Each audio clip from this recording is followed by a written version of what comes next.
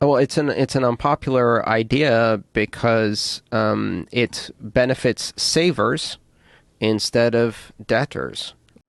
So if you have savings, it's a great idea. I remember a time when I could get a certificate of deposit for my savings in the bank, and I could get 3% a year. 3% a year, right? I can't get 0.3% now.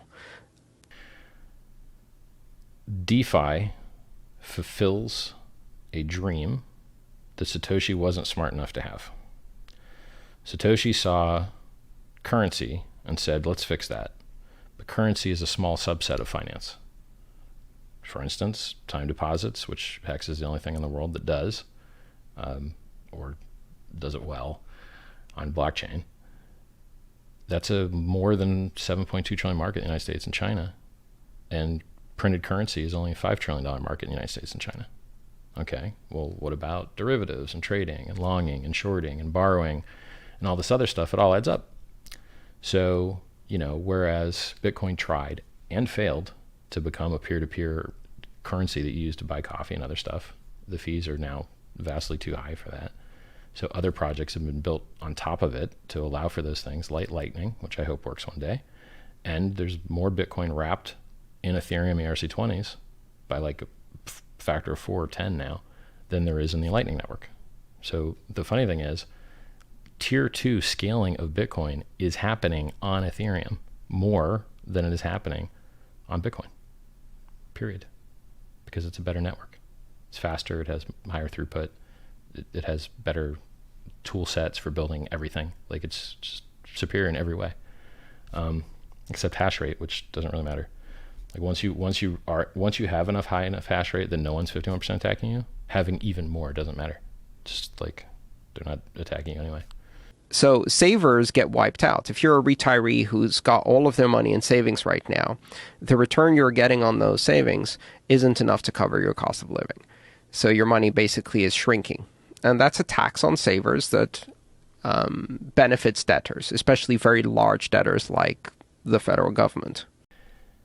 Here's what's funny. The only use case that has had any adoption whatsoever in cryptocurrency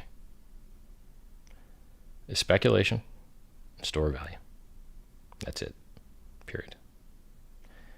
Hex, now, for speculation, what's the only thing you care about? Price up. Okay.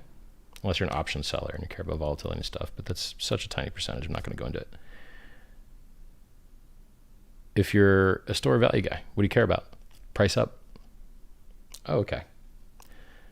Well, what makes the price go up? People buying more than they sell. Anything else? Nope. Hold on a second. Wait a second. You're telling me that the most important thing in crypto is the price goes up, and that the only way that the price goes up is if people buy more than they sell. Yep, that's what I'm telling you. Wasn't it interesting that Hex was designed specifically to address exactly those two things? Yeah. Hex monetizes the only thing that actually matters, which is people buying and not selling. And it monetizes the time value of money the same way that they do it in the real world. It just blows my mind that we have CDs in the real world, but we don't have them on the blockchain. So I put them on the blockchain. And people are just like, I don't get it. I don't understand it. If you lock up your money in the real world, in your dollar account, and you lock it up an extra year, they give you 20% more interest every extra year. And then it tapers off and they give you less later. And that's what Hex does with shares. If you lock it up an extra year, you get 20% extra shares. And then it tapers off later, right? Like it maxes out at 3641 days, which is like 10 years. And then why would you stake longer than that? So you wouldn't have to restake at a crappier share rate then. So you could maintain a higher share rate for longer to have more shares for longer to make a higher return for longer. So why is this hard for people to understand? It doesn't make any sense to me how Bitcoin stores value, the number goes up, everyone's happy. Ethereum stores value, the number goes up, everyone's happy. Hex stores value more securely than Bitcoin with audited software. Bitcoin's not audited. An economics audit Bitcoin doesn't have an economics audit. Isolated consensus code so that it can't accidentally get screwed up in a network upgrade, which has happened to Bitcoin twice. And it's had inflation bugs twice, where anyone could print as many free Bitcoin as they wanted twice, and they had to roll back the chain once. Hex is more secure than Bitcoin. So if storing value securely and addressing the time value of money and reducing pollution by rewarding stakers instead of miners are good things, and fixing unit bias, and you can claim it for free if you're a Bitcoin holder, like, it does so many things well. And it's, you're like, it's more liquid on-chain exchange. Now you could now get wrapped Bitcoin probably at the same or higher liquidity levels, but it's still counterparty risk because you have to unwrap it. And then the guy that unwraps it could just be like, no, I'm not going to unwrap it. Sorry. And then you're stuck with your ERC20 wrap.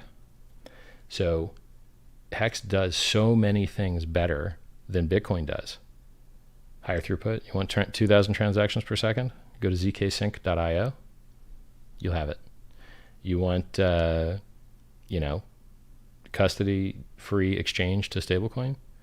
Go to uniswap.exchange and paste the contract address in. Hexdex.win is down due to technical issues. So I should set up another domain and just forward it to like uniswap.exchange / the contract address or whatever, but I haven't gotten around to it. So like,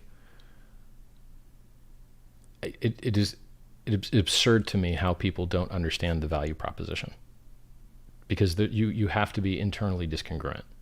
For you to not understand Hex's value proposition, you must also not understand Bitcoin's, because Hex does everything Bitcoin does better, except for maybe act as a base for a tier 2 network.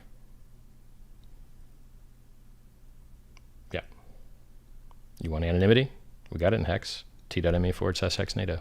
ZK snarks. You want throughput? We got it. zksync.io. You want on-chain exchange? Uniswap.exchange, paste contract address in. What do you want? It's better. So like, and by the way, 100% uptime. And how many projects have come and gone and lost everyone's money while Hex just keeps chugging and kicking ass because we put security first? I don't know how these people can be so discongruent. It's actually disgusting to me because it's a personal insult. Like, they not only insult Hex, but they insult me personally, and I'm a better man than all of them combined. It's like, yeah, go look at my oldest YouTube videos. I'm trying to help people live better lives. Go read my self-help book that I give away for free. What are you guys doing? I'm getting people to stop trading and stop playing poker and live better lives. What are you guys doing?